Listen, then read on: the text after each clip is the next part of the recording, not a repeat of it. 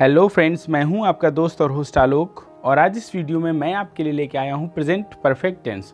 Tense English grammar का बहुत ही important topic है और ये अलग अलग परीक्षाओं में अलग अलग तरीके से पूछा जाता है। ठीक है फ्रेंड्स, डायरेक्ट ट्रांसलेशन तो नहीं पूछा जाता है, लेकिन verb filling, correct the sentence type के ऐसे कई सारे सवाल बनते हैं जो टेंस से ही क्लियर होते हैं।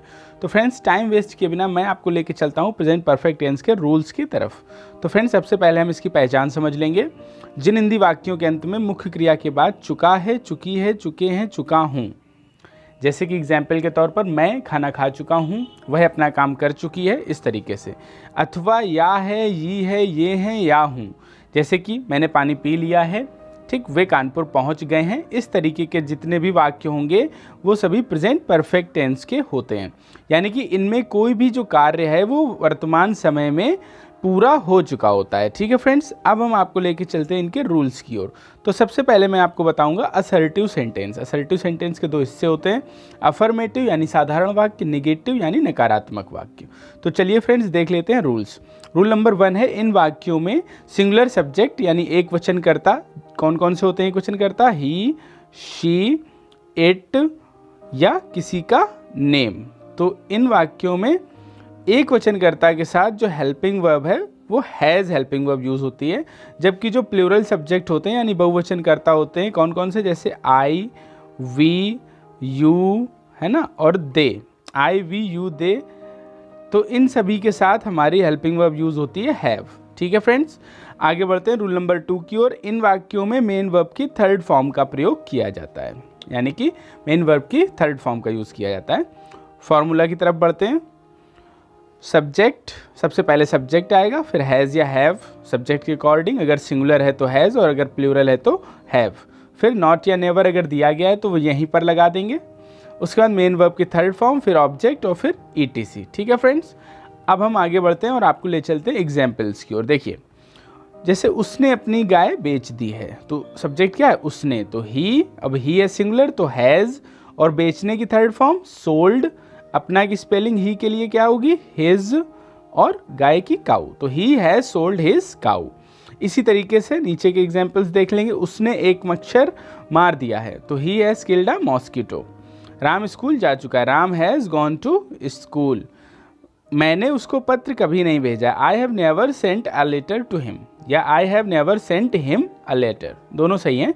और लास्ट है, उसने गाना नहीं गाया है, तो ही हैज़ नॉट संग ए सॉन्ग। ठीक है फ्रेंड्स, अब आप अगर देखें तो इन दोनों वाक्यों में इसमें कभी नहीं और इसमें नहीं का यूज़ किया गया है, तो हमने हेल्पिंग वर्ब के बाद यहाँ पर नेवर और यहाँ पर नॉट का यूज़ कर दिया है। ठीक है फ्रेंड्स, आपको अलग से अफर्मेटिव और निगेटिव पढ़ने की कोई ज़रूरत नहीं, बस आपको ये पता हो कि ये जो नॉट नेवर का प्लेस है वो कहाँ पर है, बस इतना पर्याप्त है आपके लिए।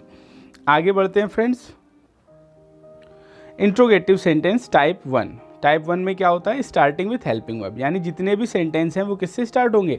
हेल्पिंग वर्ब से। ठीक है फ्रेंड्स, तो जरा देख लेते हैं, जब हिंदी वाक्य के प्रारंभ में क्या शब्द आए, यानी जितने भी वाक्य इसके अंतर्गत आएंगे वो क्या से ही प्रारंभ होंगे। ठीक है, तो जब हिंदी वाक्य के प्रारंभ में क्या शब्द आए तो अंग्रेजी बनाते समय सबसे पहले हेल्पिंग वर्ब यानी सहायक क्रिया हैज़ या हैव का प्रयोग किया जाता है। अब आप देखिए फॉर्मूले में क्या होगा? हेल्पिंग वर्ब हमारी पहले आएगी और सब्जेक्ट बाद में आएगा, बस इतना सा अंतर है। अफर्मेटिव और जो असर्टिव का आपने फॉर्मूला पढ़ा था उसका और ये जो इंट्रोगेटिव टाइप 1 है उसमें सिर्फ इतना सा डिफरेंस होता है। जैसे I have done my work, तो ये असर्टिव है, मैंने अपना काम कर लिया है। और क्या मैंने अपना काम कर लिया है? तो have I done my work. ठीक है फ्रेंड्स, तो फॉर्मूला आप लोग देख लें जरा जल्दी से। हैज़ या हैव, सब्जेक्ट, नॉट या नेवर, एमवी थर्ड, ऑब्जेक्ट और ईटीसी। आगे बढ़ते हैं, मैं आपको ले चलता हूँ एग्जाम्पल्स की ओर। देखिए, सभी वाक्यों के प्रारंभ में क्या लगा हुआ है और सभी जितने भी ट्रांसलेशन के बाद हमने इंग्लिश में बनाए वाक्य उनमें पहले हेल्पिंग वर्ब आई हुई है। ठीक है फ्रेंड्स, तो देखिए, क्या तुमने अपना पाठ याद कर लिया है? तो तुमने यानी यू है प्लूरल, तो have you learned your lesson. क्या राम स्कूल जा चुका है? Has Ram gone to school. क्या उसने घोड़ा नहीं बेचा है? Has he not sold the horse. देखिए, नहीं अगर आएगा तो यहाँ पे सब्जेक्ट के बाद नॉट या नेवर का यूज़ किया जाएगा। क्या सुमित ने कुर्सी कभी नहीं बनाई? Has Sumit never made the chair. और लास्ट है, क्या मैंने एक चोर नहीं पकड़ा है? तो have I not caught a thief. ठीक है फ्रेंड्स, अब मैं आपको लेके चलता हूँ इंट्रोगेटिव सेंटेंस का जो टाइप सेकंड होता है हमारा, यानी कि स्टार्टिंग विथ क्वेश्चन वर्ड। अब जितने भी हमारे वाक्य हैं वो क्वेश्चन वर्ड से स्टार्ट होंगे। तो अगर आप यहाँ से फॉर्मूले को देखें, क्वेश्चन वर्ड को हटा दें, तो ये टाइप 1 का ही फॉर्मूला है जो अभी अभी आपने पीछे पढ़ा है। टाइप 1 ही है ये, सिर्फ क्वेश्चन वर्ड और आगे लग जाता है। तो बहुत ईजी है, देख लेते हैं जरा। जब हिंदी वाक्य के बीच में कोई प्रश्नवाचक शब्द आए, कहाँ पर? बीच में, यानी कि यहाँ पर जो क्वेश्चन वर्ड है वो वाक्य के बीच में आएगा। तो अंग्रेजी बनाते समय सबसे पहले उस प्रश्नवाचक शब्द की अंग्रेजी लिखते हैं। फॉर्मूला क्या हो जाएगा हमारा? क्वेश्चन वर्ड प्लस हैज़ या have plus subject plus bracket में नॉट या नेवर प्लस मेन वर्ब की third form plus object plus etc. ठीक है फ्रेंड्स, तो अब चलते हैं एग्जाम्पल्स की ओर। देखिए यहाँ पर जितने भी जो क्वेश्चन वर्ड हैं हमारे वो वाक्य के मध्य में ही आ रहे हैं, बीच में आ रहे हैं। तो इस तरीके से हम जो है अब इसको चालू करते हैं ट्रांसलेट करना। उन्होंने इसे कैसे किया है, तो कैसे की स्पेलिंग होती है हाउ। तो how have they done this. इसके बाद लड़का कहाँ भाग गया है, तो कहाँ की स्पेलिंग होती है where has the boy run away. और उसके बाद आज यहाँ कितने लड़के आए हैं, तो कितने लड़के यही सब्जेक्ट है, तो how many boys have come here today. कितने अतिथियों ने खाना नहीं खाया है, how many guests have not eaten food. तुमने उसकी प्लेट कैसे तोड़ दी है, तो how have you broken his plate. ठीक है फ्रेंड्स, आगे बढ़ते हैं। टाइप थर्ड हु, ब्रैकेट में कौन या किसने, यानी जब हमारे हिंदी वाक्य में कौन या किसने शब्द आएंगे तो हम इस फॉर्मूले का यूज़ करेंगे। मैं पहले भी आपको बता चुका हूँ कि जो हमारा हु होता है वो सब्जेक्ट भी होता है, हु इज़ इक्वल टू ही, यानी हु के साथ वही रूल आप लगाएं जो ही के साथ लगाते हैं। अगर ही के साथ कभी भी हेल्पिंग वर्ब हैव नहीं लगती है तो हु के साथ भी कभी भी हैव नहीं लगेगा। ठीक है फ्रेंड्स, तो हमारा फॉर्मूला बनेगा हु हैज़ नॉट या नेवर, मेन वर्ब की थर्ड फॉर्म ऑब्जेक्ट ईटीसी और क्वेश्चन मार्क। ठीक है, इन वाक्यों में कभी भी हैव नहीं आएगा।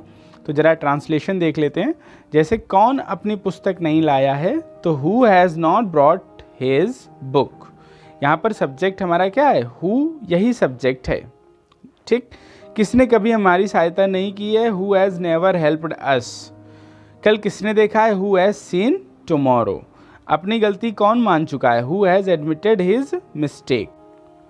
तो फ्रेंड्स, ये था हमारा present perfect tense. I hope कि आपको समझ में आ गया होगा, सारे रूल्स एग्जाम्पल्स आपको समझ में आ गए होंगे और आप घर पर जो है एग्जाम्पल्स किसी भी बुक से लगा सकते हैं। और यदि आपको कोई भी कन्फ्यूज़न है तो आप कमेंट करके ज़रूर पूछें। ठीक है फ्रेंड्स, और इसी तरीके के नए नए ग्रामर के टॉपिक्स के वीडियो पाने के लिए हमारे चैनल से जुड़े रहें। चैनल को सब्सक्राइब करें, वीडियो अगर पसंद आया हो तो लाइक करें और ज़्यादा से ज़्यादा इस वीडियो को शेयर करें। Thank you friends, thank you for watching this video.